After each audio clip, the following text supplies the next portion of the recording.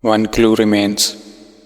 When first studying mechanics, one has the impression that everything in this branch of science is simple, fundamental, and settled for all time. One would hardly suspect the existence of an important clue, which no one noticed for 300 years. The neglected clue is connected with one of the fundamental concepts of mechanics, that of mass.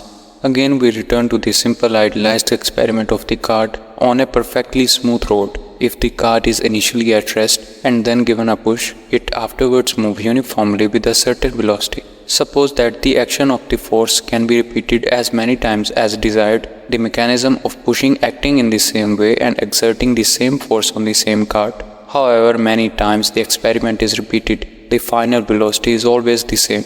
But what happens if the experiment is changed? If previously the cart was empty and now it is loaded, the loaded cart will have a smaller final velocity than the empty one. The conclusion is, if the same force acts on two different bodies, both initially at rest, the resulting velocities will not be the same. We say that the velocity depends on the mass of the body, being smaller if the mass is greater. We know, therefore, at least in the theory, how to determine the mass of a body, or more exactly how many times greater one mass is than another. We have identical forces acting on two resting masses. Finding that the velocity of the first mass is 3 times greater than that of the second, we conclude that the first mass is 3 times smaller than the second. This is certainly not a very practical way of determining the ratio of two masses. We can, nevertheless, well imagine having done it in this or in some similar way, based upon the application of the law of inertia. How do we really determine mass in the practice? Not of course in the way just described. Everyone knows the correct answer. We do it by weighing on a scale. Let us discuss in more detail the two different ways of determining mass. The first experiment had nothing whatever to do with gravity, the attraction of the earth. The cart moves along a perfectly smooth and horizontal plane after a push. Gravitational force which causes the cart to stay on the plane does not change and plays no role in the determination of the mass. It is quite different with weighing. We could never use a scale if the earth did not attract bodies. If gravity didn't exist, the difference between the two determinations of the mass is that the first has nothing to do with the force of gravity, while the second is based essentially on its existence. We ask, if we determine the ratio of two masses in both ways described above, do we obtain the same result? The answer given by experiment is quite clear. The results are exactly the same. This conclusion could not have been foreseen and is based on observation, not reason. And let us, for the sake of simplicity, call the mass determined in the first way the inertial mass and that determined in the second way the gravitational mass. In our world, it happens that they are equal, but we can well imagine that this should not have been the case at all.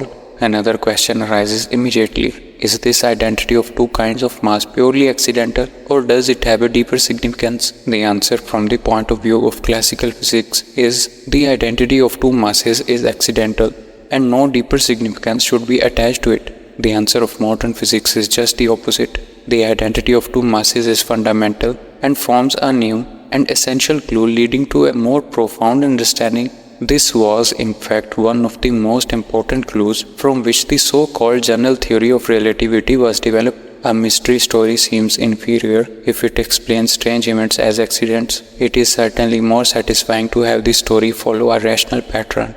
In exactly the same way, a theory which offers an explanation for the identity of gravitational and inertial mass is superior to one which interprets the identity as accidental, provided of course that the two theories are equally consistent with observed facts. Since this identity of inertial and gravitational mass was fundamental for the formulation of the theory of relativity, we are justified in examining it a little more closely here. What experiments prove convincingly that the two masses are the same?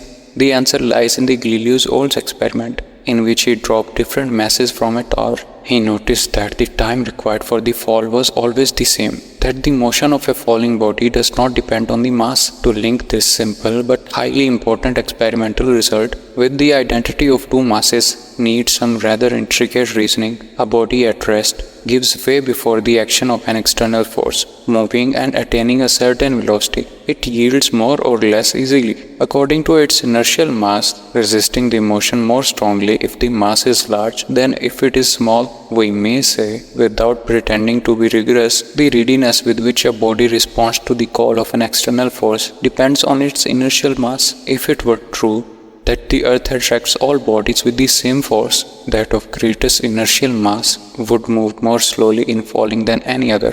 But this is not the case. All bodies fall in the same way.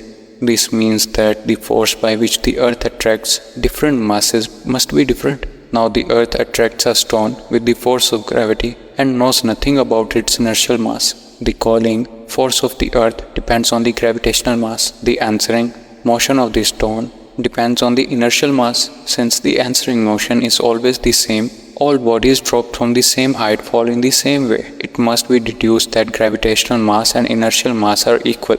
More pedantically, a physicist formulates the same conclusion. The acceleration of a falling body increases in proportion to its gravitational mass and decreases in proportion to its inertial mass. Since all falling bodies have the same constant acceleration, the two masses must be equal.